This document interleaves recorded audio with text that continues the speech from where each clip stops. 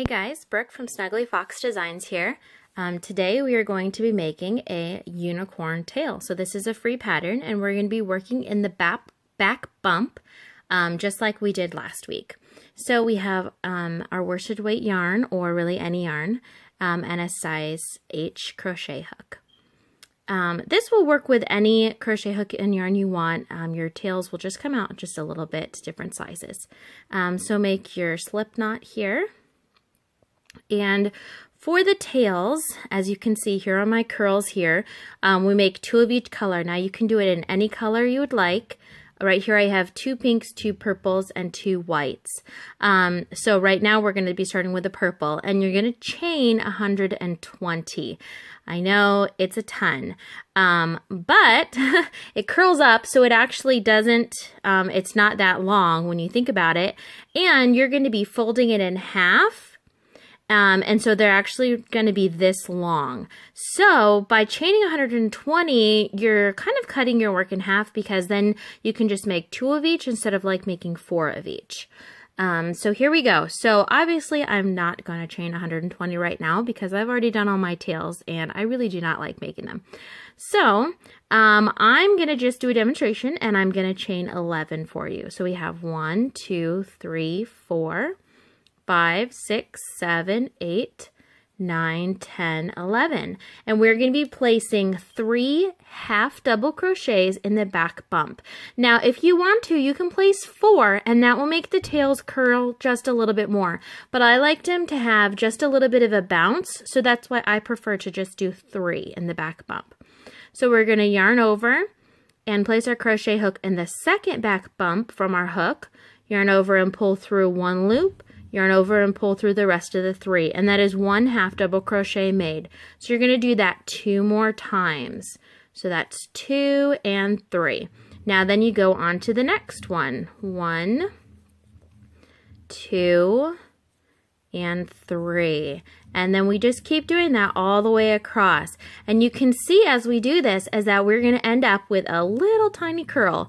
Now obviously when you're doing your tails, you're going to end up with a big curl.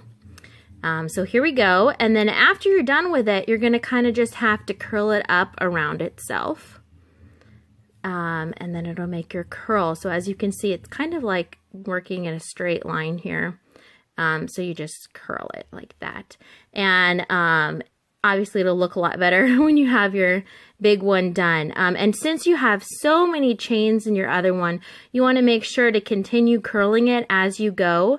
Because otherwise it might get a little bit tangled up and then it'll be harder to curl at the end when you're done. Okay, so we're almost done here with our curl, just like that.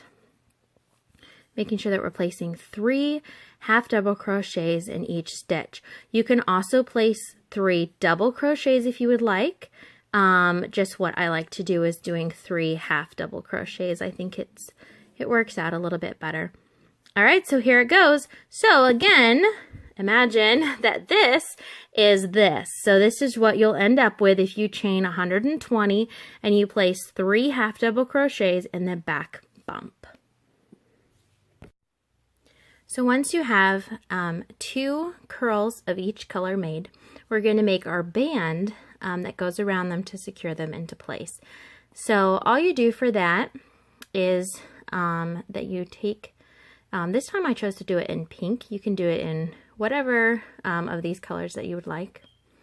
And I chained 17, 4, 5, 6, 7, 8, 9, 10, 11, 12, 13, 14, 15, 16, 17. And we're going to single crochet in the back bump in each stitch across.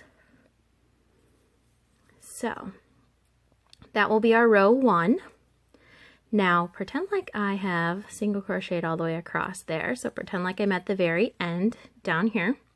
And when you get to the end, you're going to chain 1 and turn. And you're going to single crochet back across again. And you're going to continue to do this until you have 4 rows total. Just like that. So you get to the end of row 2, chain 1 and turn and go for row 3, chain 1 and turn and go back for row 4. So once you have all that done, then it will look like this. So now then it's time to assemble the tail. So we have our remaining little tail here. So we want to thread our tapestry needle and we want to weave it in and out. Now what I do is I kind of just weave it in and out around the stitch like this. Some people choose to work over their tail and just kind of crochet over it as it's going that way. I found that it's not as secure when you do it that way. Sometimes I tie a little knot, but essentially what I'm doing right now is I'm kind of creating a little knot. I'm just not actually tying a knot. And as you see, there's some resistance trying to get it out and everything. So that's pretty secure. So we're going to cut that off. Okay, so now what we're going to do is we're going to take our curls here. We're going to take one of each color and then one of each color again. And we want to make sure that we have them the same length. So as you can see, some of them are different. Well, they're all the same size, but I'm holding them a little bit different. So we want to hold them the same length so that they fall the same. There you go, good enough. So what you do, all you have to do is you wrap this around your center. Now, of course, I should have threaded my needle, but I forgot. So at this point, you can put it down and thread your needle again if you're like me and you totally forgot. So I thread my tapestry needle.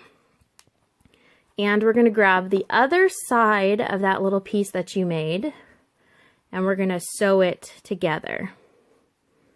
So let's sew these stitches together.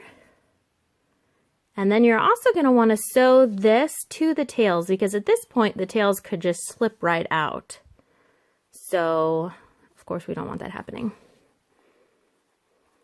So, then you make sure, once you have that, you make sure that they're lined up and ready to go and they're in the right position.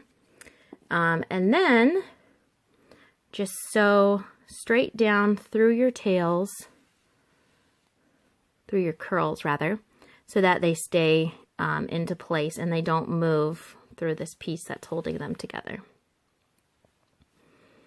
Okay, so that is really all there is to it. You just want to make sure that this is really secure, and then you're going to tie it off and weave in your ends. And then the finished result is this cute little unicorn tail for you. And this can be paired with my unicorn hat, and I have one right here. This set is actually an order going off to a little girl for Halloween, so she has her little unicorn hat and her little unicorn tail. And all the mom has to do is just safety pin this to the back of the shorts or the shirt or whatever, and your little unicorn tail and your unicorn hat. And the unicorn hat is actually a free pattern on Ravelry. And I will put a link in the description to that pattern. All right, thanks guys. Hope you enjoyed.